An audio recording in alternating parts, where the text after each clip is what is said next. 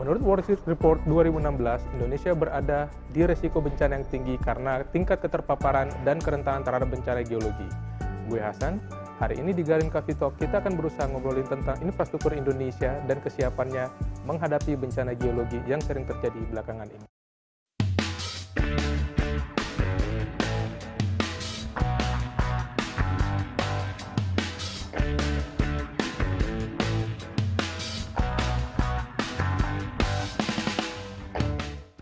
Selamat datang teman-teman semua. Hari ini kita memulai acara kita Garin Coffee Talk.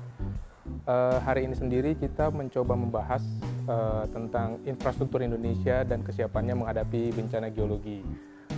Bersama kita saat ini sudah ada Mbah Rono. Beliau adalah ahli geofisika dan bencana geologi ya, Pak ya.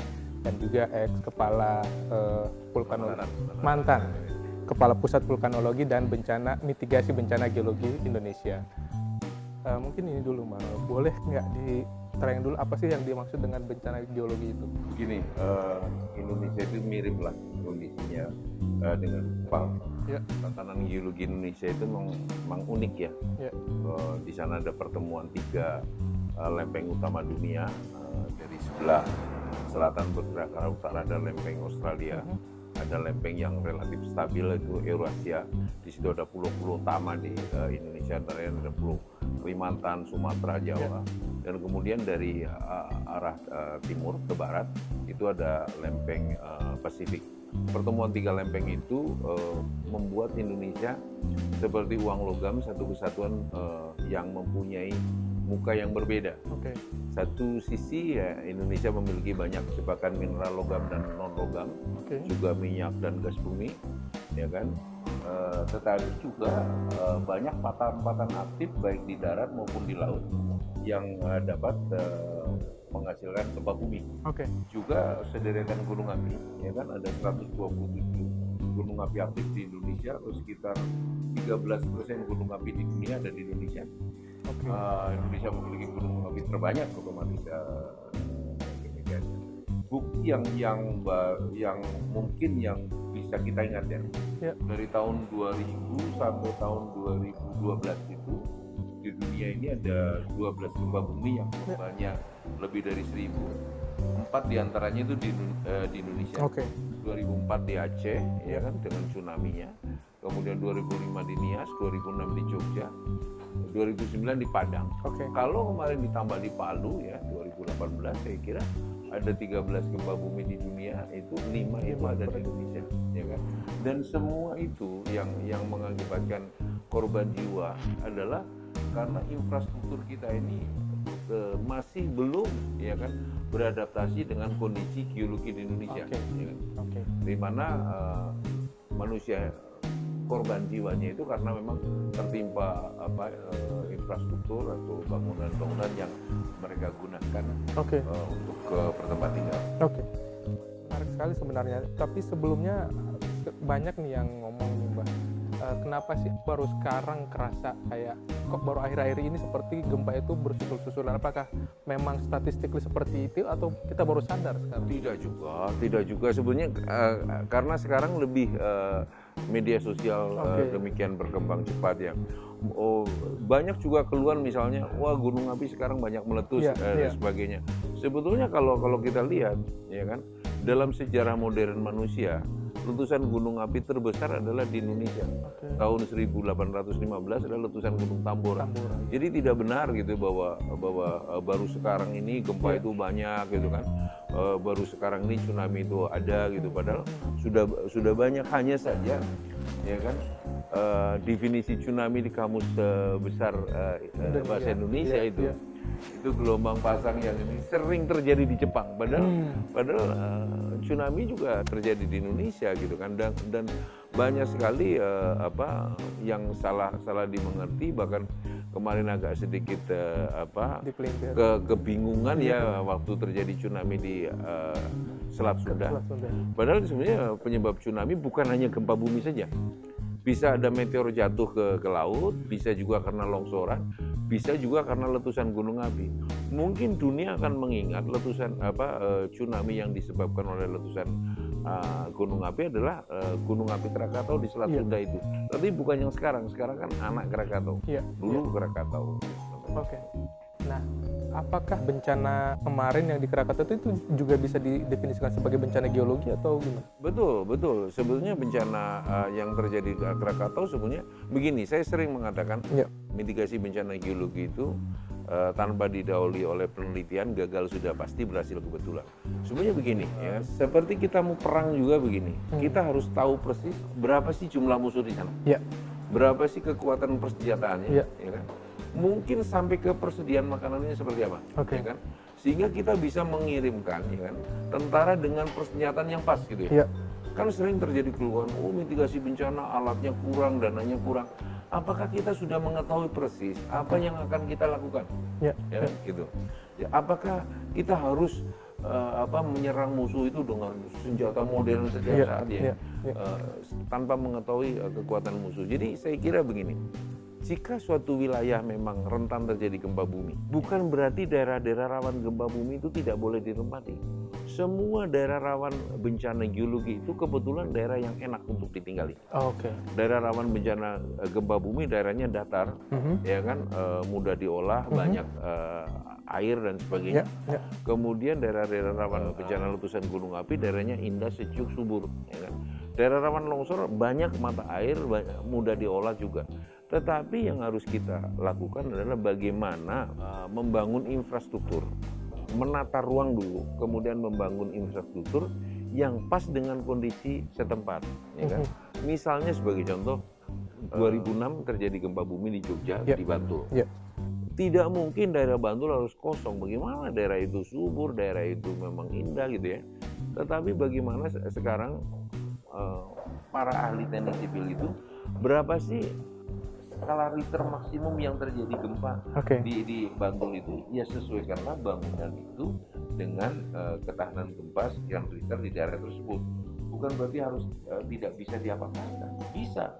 Justru di sini kita belajar ilmu pengetahuan itu untuk menjembatani. Ini maunya alam seperti ini, gempa skala Richter. Dan ini adalah kemauan manusia untuk hidup di suatu tempat.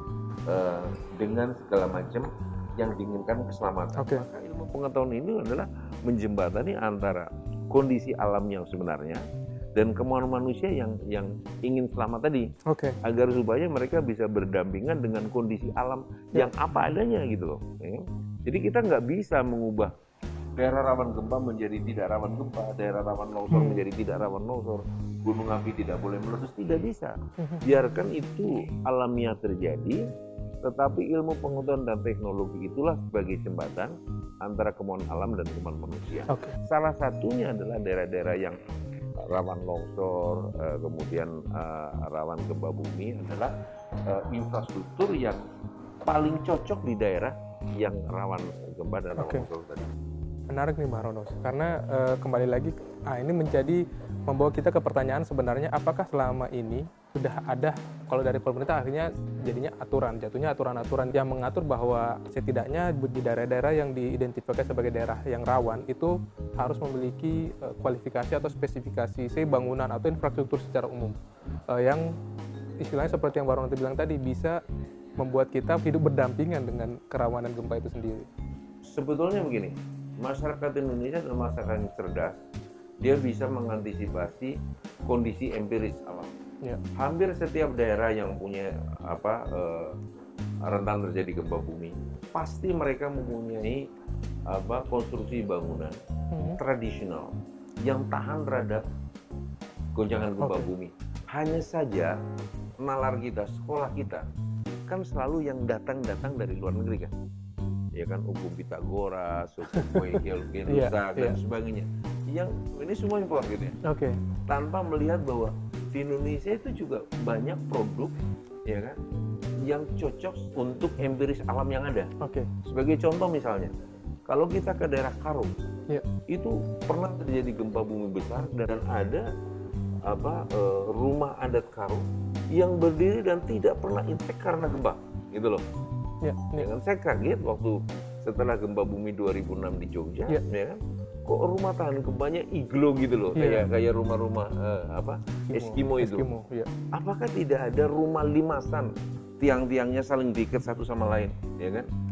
Dari tiangnya dari kayu, kemudian itu rumah Jawa sekali ya, daerah Jawa sekali. Saya tinggal di Jawa dan itu tidak masalah gitu. Jadi saya kira kecerdasan masyarakat terdidik Indonesia yang notabene ilmu teknologi yang diimpor gitu kan, kemudian bagaimana menggabungkan dengan kondisi lokal wisdom yang ada. Karena begini Mas ya, saya selalu katakan, saya juga pernah menyekolahkan anak buah saya sampai S3, mungkin saya adalah yang paling menghasilkan banyak doktor di kantor saya. Saya katakan, sehebat apapun ilmu pengetahuan Anda, tanpa respect dan menggunakan local wisdom yang ada, ya kan, Anda akan gagal pasti berhasil kebetulan. Jadi local wisdom itu adalah sesuatu bentuk empiris yang sudah tercipta secara alami di situ. Otomatis dia sudah linkage ya, sudah menjadi satu kesatuan dengan kondisi alam yang ada. Jadi saya kira tantangan kita bagi ahli-ahli teknik sipil, bagi arsitek dan sebagainya adalah bagaimana menggali kearifan-kearifan lokal ini untuk bangunan-bangunan atau konstruksi-konstruksi yang memang tahan terhadap goncangan gempa bumi, tahan terhadap gerakan tanah atau tanah longsor dan sebagainya. Tapi itu semua harus diawali dengan penataan ruang. Sebenarnya ada semacam semacam kearifan lokal yang disampaikan oleh masyarakat Jawa Barat sebagai contoh misalnya ya, pasir di Awian, artinya bukit itu ya kan, itu harus ditanami pohon di Awian itu, pohon yang berakar kuat dan berakar kuat dan dalam. Artinya apa? Dia bisa mencegah terjadinya gerakan tanah atau longsor. Kemudian datar di Sawan, artinya daerah-daerah yang datar itu dibuat sawah gitu kan. Ya kan? Legok di Balongan, jadi yang cekung begini di Balongan, ya kan. Jadi tidak daerah yang miring itu dibuat persawahan yang seperti kemarin terjadi di Sukabumi, akhirnya terjadi longsor. Karena daerah miring, pertanian lahan basah sehingga menjadi tanah itu menjadi labil sehingga bergerak menjadi longsor dan banjir bandang. Kalau dari penjelasan Pak Rono, apakah kemudian sampai saat ini bisa dibilang nggak usah pemerintah lah ya, mungkin peraturan-peraturan yang ada belum bisa mengakomodasi penggabungan antara local wisdom itu dengan istilahnya kemajuan teknologi yang ada? Karena saya pernah bertemu beberapa ya teman alumni arsitek di perguruan tinggi terkenal di Indonesia. Mereka belajar arsitek di daerah-daerah Eropa, perkembangan evolusi arsitektur gitu. Kenapa tidak belajar di Indonesia gitu loh, ya kan? Banyak khasanah di Indonesia yang mungkin harus digali. Ingat, di Indonesia itu orang sering jarang menulis, ya kan? Tetapi tutur. Bagaimana kalau misalnya ini digali gitu ya, menjadi suatu produk. Ini loh khas Indonesia. This is infrastructure Indonesia. Ini bikinan anak bangsa. Sebenarnya bikin Subak dan sebagainya gitu di Bali. Yang notabene di sana juga rawan terjadi gempa bumi, rawan longsor. Kenapa bisa? Kenapa itu tidak dikembangkan gitu loh, ya kan? Dan rumah-rumah limasan, rumah-rumah balai bengong di Bali yang notabene itu juga bangunan-bangunan yang mestinya diciptakan untuk kondisi lokal yang ada gitu loh. Saya pikir kita harus back to nature kita ya, agar supaya kita bisa menggali kekayaan empiris kita. Dan satu hal yang sangat saya sayangkan gitu ya, saya ikuti beberapa kampanye pilkada, pilpres segala macam. Isinya hanya gontok-gontokan yang sama sekali tidak bermutu, ya kan? Tapi tidak pernah membuat konsep visi misi bagaimana melindungi masyarakat terhadap ancaman bencana. Ya kan? Perda kita juga lebih banyak, misalnya penataan ruang, itu lebih ke menitik beratkan ke ekonomi, ya kan? Saya tidak tahu sekarang ada kota yang cerdas dan sebagainya. Oke, itu bagus ya, tetapi penataan ruang yang berbasis mitigasi bencana ini masih belum menjadi arus utama, ya kan? Padahal contoh sudah banyak sekali tadi kan, bahwa dari 12 gempa yang terjadi di dunia ini 4 di Indonesia, ya kan? Bukan berarti gempanya sangat besarnya, tetapi kita gagal menata ruang kita dan gagal menciptakan infrastruktur yang adaptif terhadap kondisi lokal alam di sekitarnya. Itu saya kira yang terjadi. Oke, menarik banget sebenarnya penjelasan dari Mbak Rono yang menurut saya sangat membuka mata sebenarnya. Membuka mata tapi juga menimbulkan banyak pertanyaan dan kemudian banyak harapan. Mungkin Mbak Rono bisa memberikan closing statement dulu nih, gimana sih sebaiknya? Indonesia ini memang dinamika geologinya itu unik ya. Ya kita di sini, hidup di sini sebagai tamunya bumi Indonesia. Kita yang harus menyesuaikan diri, gitu kan? Ya. Banyak gempa bumi, banyak tsunami, banyak letusan gunung api, juga tanah longsor itulah Indonesia, gitu ya. Ya. Oleh karenanya kita sebagai manusia Indonesia harus membangun dirinya, melengkapi tata cara kita hidup berdamai dengan Indonesia, dengan bumi Indonesia, ya kan? Antara lain adalah bagaimana menata ruang kita, ya, dengan berlandaskan pelindungan pada masyarakat terhadap ancaman bahaya seperti longsor, gempa bumi, letusan gunung api, dan yang utama lagi adalah yang paling dekat dengan kita dan terbukti adalah bagian yang sering menimbulkan korban adalah infrastruktur kita, ya kan? Bangunan-bangunan tahan goncangan gempa bumi atau bangunan yang disesuaikan untuk daerah-daerah yang rentan terjadi gerakan tanah atau tanah longsor itu mau tidak mau, suka tidak suka harus kita wajibkan, ya kan, dibangun disesuaikan dengan kondisi alam Indonesia. Sekali lagi kita yang harus menyesuaikan diri dengan kondisi alam Indonesia, bukan alam Indonesia yang harus kita paksa untuk mengikuti kehendak kita dengan cara membuat tata ruang yang berbasis pelindungan pada masyarakat terhadap ancaman bahaya gempa bumi, longsor, dan letusan gunung api, juga infrastruktur yang sesuai dengan dinamika alam yang ada di Indonesia, tahan terhadap goncangan gempa bumi, longsor, maupun letusan gunung api. Saya kira itu. Oke, closing statement yang menurut saya sangat dalam dan bagus dari Mbak Rono, bahwa saya pikir tata ruang sudah ada dan we have to stick to our tata ruang and we have to do the best untuk melindungi rakyat kita semuanya. Oke, makasih. Mbak Rono. Iya, makasih.